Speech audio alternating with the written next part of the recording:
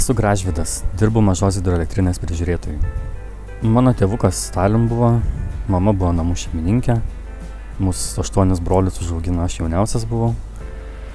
Tai kažkaip mane prie vandens visą gyvenimą ir traukė. Aš buvau 8 klasėje, man atrodo, kai pradėjau. Tai jau 13 metų aš prižiūriu elektrinę. Ir atsimenu, aš tada jau žiemą, šalta buvau, šalia.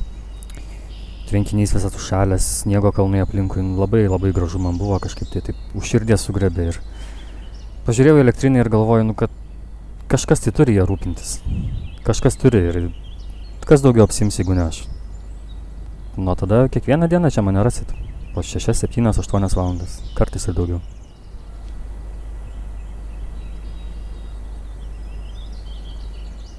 Nėra čia to darbo labai daug, daugiau malonumo tokio, sakyčiau. Pati va šita hidroelektrinė mano, jinai jau neveikia nuo 78 metų, bet va tvenkinys tai liko. Gražu man čia, tai kažkaip norisi tą grožį ir išsaugot, tai toks mano pašaukimas čia gaunasi. Kas man svarbiausia darbe, tai yra saugumas, kad žmonės galėtų ateiti pasigrožėti elektrinę, bet kad sveiki liktų, kad neįkristų, nesusižalotų. Bet iš tikrųjų tai nelabai kas čia atvažiuoja. Buvo elektrinė lankytinas objektas kažkada, tai atlase turisto, bet dabar jau kitos pramogos žmonėm rūpi, mažai kas bet atvažiuoja.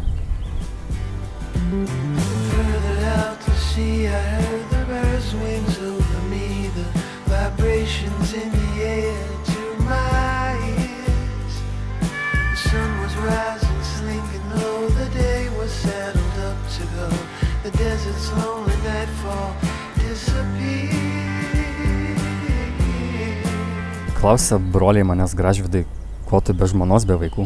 Tai aš taip pajuokauju jiems, sakau, kad elektrinė mano ir žmona ir vaikai dabar.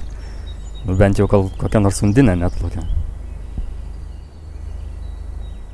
Sako žmonės, kad vaidenasi čia, pavyzdžiui, bet kas ten moterį šulinį matė, kas šmėklas virš ežero, kas dar kažką. Tai aš taip pats nieko panašaus nemačiau. Vienintelį, kas čia vaidenasi, mums tai brakonieriai.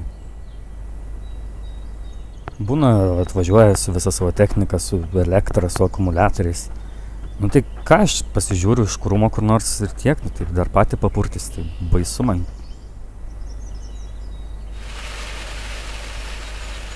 Norėtųsi, aišku, kad daugiau žmonių atvažiuotų.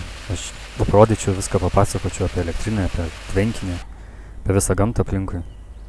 Bet tai ar tai bus ar nebus, aš vis tiek čia liksiu ir kol elektrinė stovės, tol ir aš čia stovėsiu.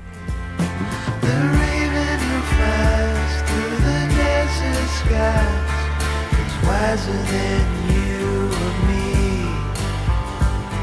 The birds have a peace, the stillness of sleep, and the desert raven, he has poetry.